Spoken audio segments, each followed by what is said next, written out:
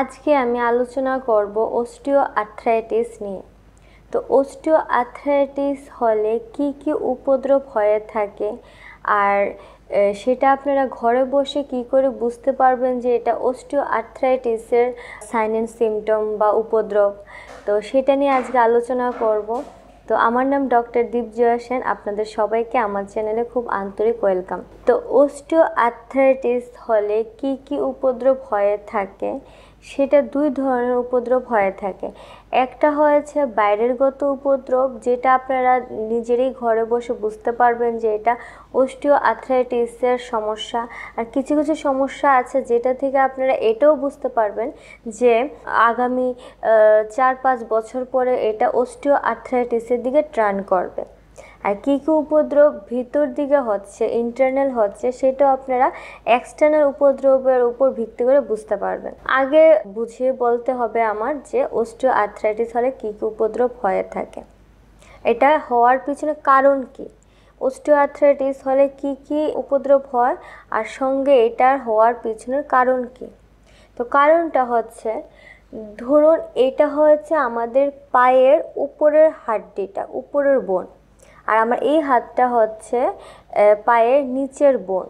মাঝখানে একটা ছোট্ট এরকম রাউন্ড শেপ, ঠিক রাউন্ডও না, একটু হালকা মানে একটু কার্ভ টাইপের, একটু রাউন্ড টাইপের একটা ছোট একটা বোন থাকে, এটাকে আমরা প্যাটেলা বলি।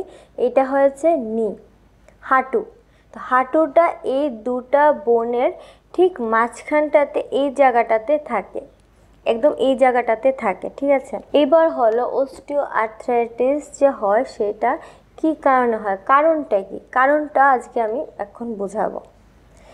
এই হাড্ডিটার উপরে একটা হালকা কাভার থাকে, আর এই কাভারটা কীরকম হয়ে থাকে সেটাকে আমরা মেডিকেল টার্মে বলে থাকি কার্টিলেজ। আর সেটা আপনারা কি করে বুঝবেন এটা যে কার্টিলেজ কীরকম হয়ে থাকে। কার্টিলেজ যারা নন ভেজিটেরিয়ান ওনারা ভালো বুঝতে পারবে। যখন আপনারা চিকেন বাড়িতে কিনে আনেন তখন দেখবেন লেগ পিসের মধ্যে, যখন চিকেনের বা মুরগির যে পায়ের লেগ পিসের মধ্যে একটা জয়েন্ট থাকে, সেই জয়েন্টটা অনেকে দাঁত দিয়ে কামড়ে ভেঙে, আর ওই হাড়টা অনেকটা সফট হয়ে থাকে, সেটা অনেকে চিবিয়ে খেয়ে নেয়। তো অনেকে এটা খেতে পছন্দও করে। তো এই হাড়টা একদম কচকচ হয়ে যায়, তো এই হাড়টাকে আমরা মেডিকেল টার্মে বলি কার্টিলেজ। এটা আমাদের প্রত্যেকের শরীরেও থাকে। তো এই যে সফট হাড়টা থাকে, যেটা শক্ত হাড়টাকে কাভার করে থাকে ঠিক জয়েন্টের মধ্যে, সেটা ঠিক আমাদের শরীরেও থাকে। তো আমাদের শরীরে এই যে উপরের হাড্ডিটা আছে পায়ের, আর নিচের হাড্ডিটা আছে, উপরের হাড্ডিটাও এটা দিয়ে কাভার করে থাকে, এটাকে আমরা বলে থাকি কার্টিলেজ। ঠিক নিচের হাড়টাকেও কাভার করে থাকে। এরপর যে মাঝখানে ছোট প্যাটেলাটা থাকে বা নি, যেটাকে আমরা হাঁটুর বলে থাকি জয়েন্টটা, এই দুটা হাড়ের মাঝখানে একটা ফ্লুইড থাকে, একটা জেলি থাকে, সেটাকে আমরা সাইনোভিয়াল ফ্লুইড বলি।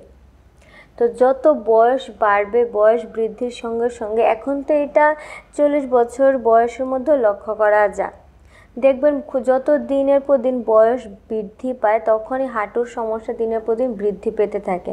কারণ যখন দেখবেন আপনারা কোনো জায়গাতে বসবেন, যখন ওঠার সময় হাঁটুতে একটা গুটগুট শব্দ হয়, দাঁড়ালে শব্দ হয়, বসলে শব্দ হয়, তখন মনে করবেন যে আপনার এই অস্টিও আর্থ্রাইটিসের সমস্যাটা আর বেশি দিন নেই যে এটা হতে চলেছে। আর এই গুটগুট শব্দটা কেন হয়ে থাকে, কারণ আমাদের যে এই যে দুটো হাড়ের কথা বললাম, আস্তে আস্তে এই যে কার্টিলেজটা ক্ষয়প্রাপ্ত হতে থাকে। তো যখন এই কার্টিলেজটা ক্ষয়প্রাপ্ত হতে থাকে, তখন যে মাঝখানে যে জেলিটা থাকে, একটা ফ্লুইড থাকে যে সাইনোভিয়াল ফ্লুইড, সেটার মধ্যে আস্তে আস্তে চাপ পড়তে থাকে, হাড়ের একটা ওজন থাকে, এইভাবে হতে হতে আস্তে আস্তে কী হয়, এই ফ্লুইডটা আস্তে আস্তে শুকাতে শুরু করে, কারণ এটার মধ্যে চাপ পড়তে শুরু করে। এরপর যখন এই ফ্লুইডটাও শুকিয়ে যায়, কার্টিলেজটা যখন ক্ষয়প্রাপ্ত হতে থাকে, তখন কি হয়, এই যে হাড়ে হাড়ে ঘর্ষণ শুরু হয়, যার কারণে আপনি যখন উঠবেন, যখন বসবেন, এই যে হাড়টা কন্টিনিউয়াস যে ব্যান্ড হচ্ছে, ঠিক সোজা হচ্ছে, ব্যান্ড হচ্ছে, সোজা হচ্ছে, এই দেখুন দুটা আমার মানে আমার দুটা হাতের মধ্যে কীরকম একটা ঘর্ষণ হচ্ছে। তো এই হাত দিয়ে যখন এটাতে ঘর্ষণ হচ্ছে, আমি একটা স্বাভাবিক একটা টাচ, একটা অনুভূতি ফিল করছি, একটু অসুবিধা ফিল করছি, অনুভব করছি। ঠিক নিচের হাতটা থেকে উপরের হাতেও একটা অনুভূতি আমি ফিল করছি। তো যখন আপনারা বারবার ওঠা নামা বসা করবেন, এই বারবার ঘর্ষণে এই হাড়ও ক্ষয়প্রাপ্ত হতে শুরু করে, এই হাড়টাও ক্ষয়প্রাপ্ত হতে শুরু করে। মাঝখানে ফ্লুইডও নেই আর কার্টিলেজটাও নেই, যেটা আপনার হাড়টাকে সাপোর্ট করবে। আর এই জেলিটা একটা পাম্পিংয়ের মতো কাজ করে, একটা রাবারের মতো, একটা বাম্পিংয়ের একটা একটা কী বলবো, একটা জাম্পিং, একটা রাবার থাকলে যেরকম চাপটা কম পড়ে থাকে, একটা স্পঞ্জের মতো কাজ করে, সেরকম কাজ করে থাকে। তো এই জেলটাও শুকিয়ে যাচ্ছে, এই ফ্লুইডটাও শুকিয়ে যাচ্ছে, সঙ্গে কার্টিলেজটাও শুকিয়ে যাচ্ছে, ক্ষয়প্রাপ্ত হয়ে যাচ্ছে। এরপর থেকে এই অস্টিও আর্থ্রাইটিসের সমস্যাটা শুরু হয়ে থাকে। তো এই যখনই আপনারা উঠা বসার সময় একটা গুটগুট শব্দ শুনবেন, তখন মনে করবেন আপনাদের অস্টিও আর্থ্রাইটিসের সমস্যাটা খুব শীঘ্রই হতে চলেছে। আর অস্টিও আর্থ্রাইটিস হলে কী হাড়ের সমস্যা হয়ে থাকে সেটাও বুঝিয়ে বললাম। এবার বলবো অস্টিও আর্থ্রাইটিস হলে কোন হোমিওপ্যাথিক ওষুধটা খুব ভালো কাজ করে। তো এটার জন্য আমি একটা তেলের কথা বলবো, সেটার নাম হয়েছে রিউমাটোন ওয়েল। এই তেলটা দিনে 3 বার দেবেন, সকালে, দুপুরে আর রাতে ঘুমানোর সময় হাঁটুতে ম্যাসাজ করবেন। এটা আপনার ব্যথাটা কমাতে সাহায্য করবে। আর এই যে সমস্যাগুলি বললাম, এটা ইন্টারনাল সমস্যা বললাম। তো ইন্টারনাল বা ভিতরগত সমস্যার কারণে যে বাইরেরগত সমস্যা হয়ে থাকে, সেটা হয়েছে পেইন থাকবে, সঙ্গে স্টিফনেস থাকবে, সোয়েলিং থাকবে, বলতে ব্যথা থাকবে, একটা অসুবিধা, একটা ইরিটেট, একটা খুব বিরক্তকর ভাব থাকবে, প্রচণ্ড ব্যথা থাকবে, সঙ্গে হাঁটুর জায়গাটা ফুলে থাকবে, একটা স্টিফনেস থাকবে, একদম পেইন, স্টিফনেস, সোয়েলিং এরকম কন্ডিশন থাকবে। তো এটার জন্য এই তেলটা যখন মালিশ করবেন, এই ব্যথাটা আস্তে আস্তে কমতে সাহায্য করবে। আর সঙ্গে একটা ড্রপের কথা বলবো, সেটার নাম হয়েছে অস্টিওডিন জেড ড্রপ। এটা হাফ কাপ হালকা উষ্ণ গরম জলের মধ্যে 20 বা 20 ফোঁটা দিয়ে দিনে 3 বার খাবেন, সকালে খালি পেটে, দুপুরে ভাত খাওয়ার আগে এবং রাতে ভাত খাওয়ার আগে। তো এই ওষুধটা খাবেন, সঙ্গে রিউমাটোন যে ওয়েলটা, সেটা দিনে 3 বার লাগাবেন। আর এবার একটা কম্বিনেশন ওষুধের কথা বলবো, সে ওষুধগুলি হয়েছে আর্নিকার 200 CH potency, Rhus tox 200 CH potency, Bryonia 200 CH potency, calcarea floor 200 potency, rotor 200 CH potency, ledum 200 CH potency. এই 6টা ওষুধ কিনে আনবেন যে কোনো হোমিওপ্যাথিক ওষুধের দোকান থেকে, এনে একটা 100 ml কাচের একটা বোতল নেবেন, সেখানে প্রত্যেকটা ওষুধ 20 ml করে মিশাবেন। মিশিয়ে শুধু লিডাম আর রুটাটা 10 ml করে মিশাবেন। মিশিয়ে যখনই নেবেন, তখনই এটা 7-8 বার কাচের বোতলটা ভালো করে ঝাঁকুনি দিয়ে, যদি আপনার এই অস্টিও আর্থ্রাইটিসের সমস্যাটা ধরুন প্রায় নতুন অবস্থা শুরু হচ্ছে, তখন কি করবেন, ডাইরেক্টলি 3 ফোঁটা ডাইরেক্টলি জিভে দিয়ে দিনে 2 বার নেবেন, সকালে খালি পেটে, রাতে ঘুমানোর সময় নেবেন, ডাইরেক্টলি জিভে 3 ফোঁটা দিয়ে খাবেন। আর যদি আপনার এই অস্টিও আর্থ্রাইটিসের সমস্যাটা ক্রনিক হয়ে থাকে, বলতে দীর্ঘদিন পুরানো রোগ হয়ে যদি থাকে, 3-4 বছর ধরে কষ্ট পাচ্ছেন, তাহলে কি করবেন, এই যে কম্বিনেশন ওষুধটা দিনে 4 বার নেবেন, সকালে খালি পেটে, দুপুরে ভাত খাওয়ার আগে, আবার বিকালে 4টা 4:30টার দিকে টিফিন খাওয়ার ঠিক এর আগ মুহূর্তে, আর রাতে ভাত খাওয়ার আগে ডাইরেক্টলি জিভে 3 ফোঁটা দিয়ে খাবেন। এর 5 থেকে 10 মিনিট পর অস্টিওডিন জেড ড্রপটা দিনে 3 বার নেবেন, সকালে, দুপুরে আর রাতে 20 ফোঁটা করে হাফ কাপ হালকা উষ্ণ গরম জলের মধ্যে দিয়ে খাবেন। আর রিউমাটোন ওয়েলটার কথা বললাম, সেটা দিনে 3 বার লাগাবেন, সকালে, দুপুরে আর রাতে লাগিয়ে ঘুমাবেন।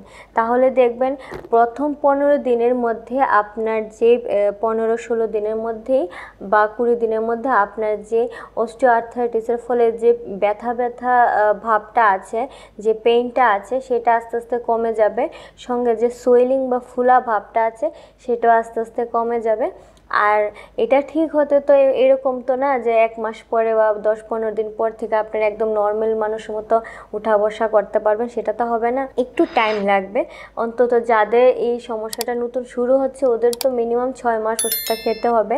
আর যাদের ক্রনিক অনেক পুরনো কেস ওদের মিনিমাম 6 মাস খাওয়ার পরে যখন ভালো লাগবে তখন এটা কন্টিনিউয়াস 1 বছর টানা করতে হবে।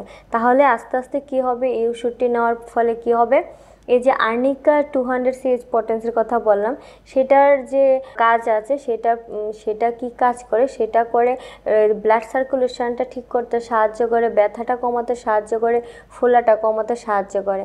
আর ক্যালকেরিয়া ফ্লোর আর বাকি যে ওষুধগুলি আছে সেটা কি করে, আপনার এই যে হাড়ের উপর যে কার্টিলেজটা আছে সেটাকে পুনরায় গঠন করতে সাহায্য করে। আর এই যে সাইনোভিয়াল ফ্লুইডটা আস্তে আস্তে শুকাচ্ছে সেটাকে আবার ফুলফিল করতে, পুনরায় এটাকে আবার মানে অ্যারেঞ্জ করতে, আবার পুনরায় এটাকে আবার আগের মতো ফিরিয়ে আনতে সাহায্য করে। তো এটা তো কয়েকদিন অল্প দিনের মধ্যে হওয়াটা তো স্বাভাবিক না, একটু টাইম লাগবে। তো এই প্রসেসটা করে দেখুন। আর সকালবেলা যে রোদের আলোটা পড়ে, যেটা প্রত্যেকের এই রোদের আলোটা সহনশীল ক্ষমতা থাকে, বেশি একটা হিটও থাকে না, সেই রোদের আলোতে নিজেকে 15 থেকে 20 মিনিট এক্সপোজ করে রাখবেন, একটু দাঁড়াবেন। কারণ ভাইটামিন ডিটাও শরীরের হাড়ের জন্য খুব ভালো উপকার করে থাকে। আর অবশ্যই ডায়েট চার্টের মধ্যে ক্যালসিয়াম আছে সেরকম জিনিস বেশি করে খাবেন। কাঁচা কলা থেকে শুরু করে যেসব খাদ্যর মধ্যে, শাক সবজির মধ্যে ক্যালসিয়াম ভরপুর থাকে সেটা বেশি খাবেন। আর এই প্রসেসটা কন্টিনিউ করবেন, আশা করি আপনার সমস্যাটা খুব শীঘ্রই কমে যাবে। আর এই ভিডিওটা অবশ্যই আপনার ফ্রেন্ডস এবং ফ্যামিলির মধ্যে শেয়ার করে দেবেন। যারা যারা এই অস্টিও আর্থ্রাইটিসের সমস্যা কষ্ট পাচ্ছে ওরাও বুঝতে পারবে যে কি কি কারণে হচ্ছে আর কোন হোমিওপ্যাথিক ওষুধটা খুব ভালো কাজ করে, তো ওদেরও অনেকটা সাহায্য হয়ে থাকবে। আর অবশ্যই আমার চ্যানেলটা সাবস্ক্রাইব করতে ভুলবেন না, ভিডিওটা লাইক করবেন, শেয়ার করবেন। আর এই বিষয়ে কোনো ডাউট থাকলে অবশ্যই আমাকে কমেন্টে জানাবেন, আমি নিশ্চয়ই আনসার দেবো। Thank you.